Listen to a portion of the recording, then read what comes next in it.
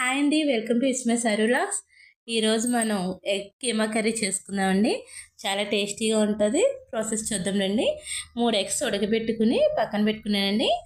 ఒక 2 ఉల్లిపాయలు కట్ చేసుకున్నాం. పచ్చిమిర్చి 2 శుభ్రంగా మగ్గబెట్టుకోవాలండి. ఉల్లిపాయలు మగ్గిపోయాక కొంచెం ఒక స్పూన్ కసూరి మేతి, పసుపు వేసి ఉల్లిపాయలు బాగా మగ్గాకండి అప్పుడు అల్లం వెల్లుల్లి పేస్ట్ వేసుకోవాలి. అల్లం వెల్లుల్లి పేస్ట్, టమాటోస్ వేసుకుని బాగా మగ్గాలి.